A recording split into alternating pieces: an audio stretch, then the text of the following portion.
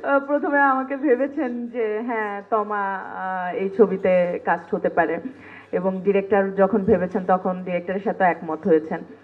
তো চরকির সাথে আমার জার্নি তো অনেক বছরের, এবং আমি দেখি মানুষ একদম বলেই দেয় যে চরকির কারণে তমাকে আমরা আবার নতুন করে পেলাম, তমার অভিনয়ের অনেক কিছু আমরা চরকির মাধ্যমে দেখলাম।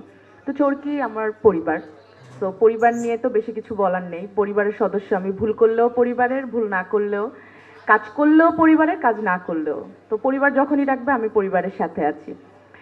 আর শারিয়ার শাকিল আলফাই, এত বছর পরে যদি আমাকে দর্শক পর্দায় আবার দেখে সুরঙ্গর মাধ্যমে, সেটা শুধুমাত্র সম্ভব হয়েছে আলফাই এবং শারিয়া শাকিলের কারণে। So thank you so much. আপনি একটা সুরঙ্গ দর্শককে উপহার দিয়েছেন, এবং সেই সুরঙ্গতে আমি এবং নিশো ভাই আমরা পর্দায় এসেছি। নিশো ভাইয়ের ফার্স্ট ফিল্ম, আমার নিশো ভাইয়ের সাথে ফার্স্ট ফিল্ম, এবং রায়হান রাফির সাথে ফার্স্ট ফিল্ম, সব কিছু মিলে অবশ্যই এটা আমার জন্য অনেক বড় একটা পাওয়া ছিল। আর কাকে নিয়ে বলবো, নিশানকে নিয়ে না নিশো ভাইকে নিয়ে? দুজনকে নিয়েই বলো, নিশু ভাইকে নিয়েও বলো আর তোমার নিশানকে নিয়েও বলো। আচ্ছা, নিশানকে তো আমি অনেক ভালোবাসি, যেমন আমি মাসুদকে বাসতাম।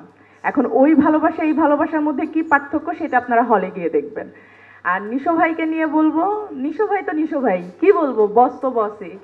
আমাকে সব সময় উনি এটা ভালো হয়েছে, এটা ভালো হয়নি, এই যে একজন অভিভাবকের মতন দেখেন বা পাশে থাকেন, এবং অভিভাবক হয়ে আমাকে গাইড করেন। আমি না একটু অস্থির টাইপের, যে এটা কেন হলো, এখন কি করব, এটা কি হবে নিশো ভাই, সব সময় আরে বাবা আগে শান্ত হওয়া, সব ঠিক হয়ে যাবে। তো এরকম একটা মানুষ হলো নিশো ভাই ব্যক্তি জীবনে এবং আমার জীবনে, এই তো।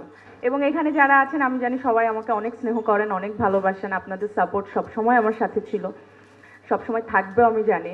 দাগি আসামিকে এবার সাপোর্ট করেন, এবং সাথে দাগি আসামির প্রেমিকা যারা আছেন যে এদেরকেও সাপোর্ট করেন। Thank you. থ্যাংক ইউ তামা মির্জা, অসংখ্য অসংখ্য ধন্যবাদ। এবারে বুঝে